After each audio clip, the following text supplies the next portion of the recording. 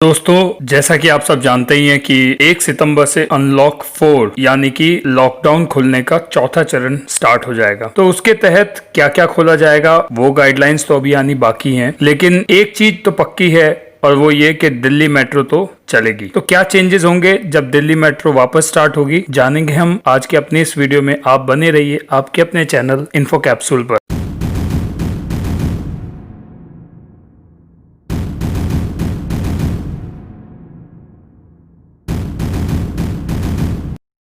तो दोस्तों, जैसा कि आप सबको पता ही होगा कि 22 मार्च से जब पूरे देश में लॉकडाउन लागू किया गया था, तब से पूरे देश की मेट्रोज बंद पड़ी हैं। दिल्ली मेट्रो की अगर बात करें तो ये दिल्ली, गाजियाबाद, नोएडा, फरीदाबाद और गुरुग्राम को मिलाकर कुल 389 किलोमीटर का इसका रूट है और इसमें रोजाना 27 से लेकर 32 लाख लोग सफर करते हैं, जिसके कारण इसको रोजाना करीब 9 करोड़ रुपए की कमाई होती है। तो आप समझिए कि लॉकडाउन के कारण रोजाना इनको 9 करोड़ रुपए का नुकसान हो रहा है। पर अब मेट्रो को वापस से शुरू किया जाएगा। हालांकि अभी कोई डेट फाइनल नहीं हुई है, पर यह पक्का हो गया है कि अनलॉक 4 के तहत मेट्रो को दोबारा स्टार्ट किया जाएगा। तो क्या चेंजेस होंगे, एक्सपर्ट्स की क्या राय है, आइए जानते हैं। तो देखिए, ये हम सभी जानते हैं कि दिल्ली मेट्रो लाइफलाइन है दिल्ली की। दिल्ली में आपको कहीं भी जाना हो तो दिल्ली मेट्रो आपको पहुंचा देगी।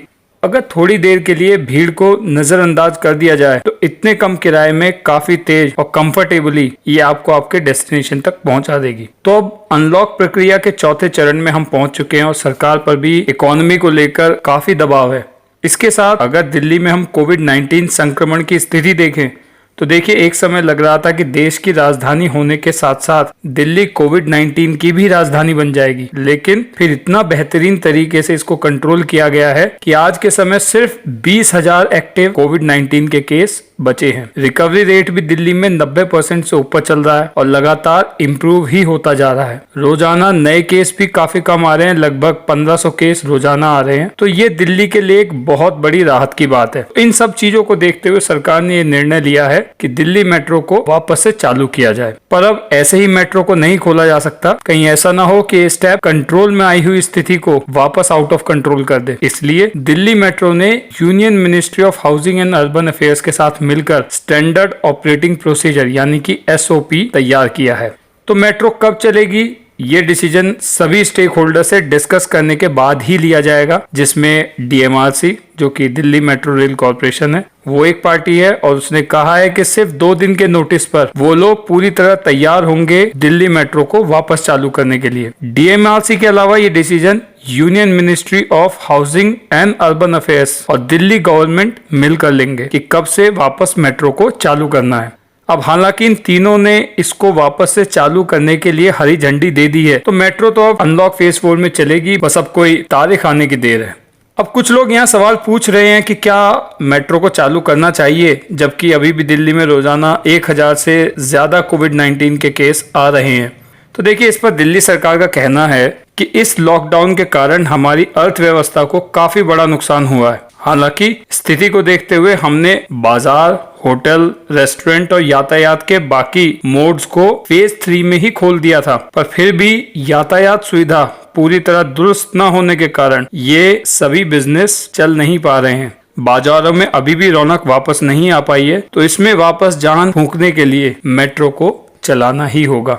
अब यात्रियों के लिए इसमें क्या बदलाव किया जाएगा, आइए देखते हैं। पहला चेंज तो जो आपको मेट्रो स्टेशन में अंदर एंटर करते समय ही मिलेगा, वो ये है कि किसी भी मेट्रो स्टेशन के सारे गेटों को नहीं खोला जाएगा।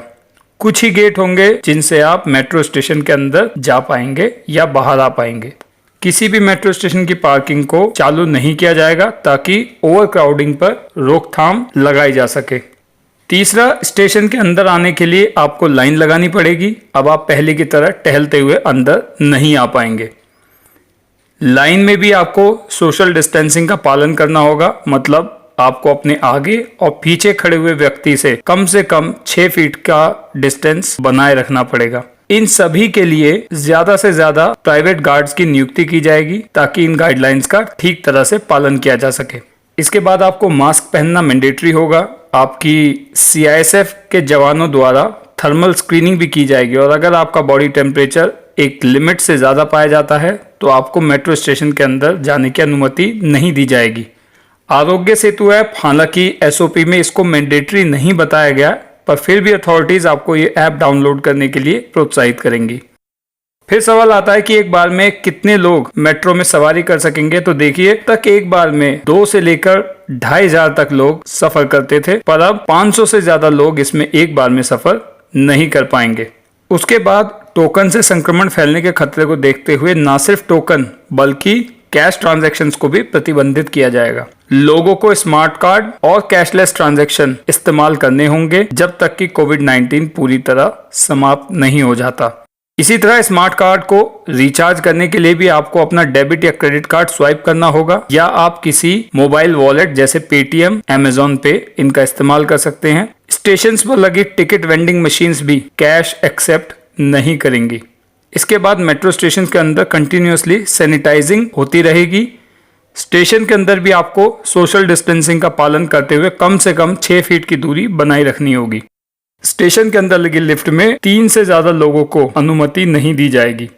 स्टेशन के अंदर अब आपको पहले से कहीं ज्यादा प्राइवेट सिक्योरिटी गार्ड देखने को मिलेंगे।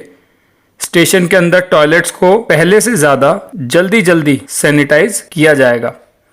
मेट्रो ट्रेन्स भी शुरुआत में अपनी हाफ कैपेसिटी पर ही चलेंगी, जिसके कारण एक ट्रेन के आने के बाद दूसरी आने में पहले के कंपैरिजन में ज्यादा वक्त लगेगा।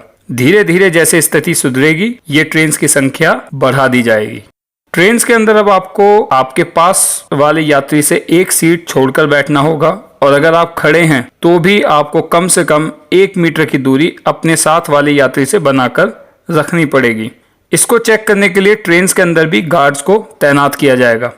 इसके अलावा कोविड-19 वायरस, जो कि नमी के वातावरण में ज्यादा तेजी से फैलता है, उसको रोकने के लिए ट्रेन कोचेस का टेम्परेचर 24 से लेकर 28 डिग्री सेल्सियस तक रखा जाएगा, और बीच बीच में ट्रेन के सभी दरवाजे खोलकर थोड़ी देर छोड़ा जाएगा ताकि बाहर की ताजी हवा अंदर आ सके और अंदर की नमी कम हो सके।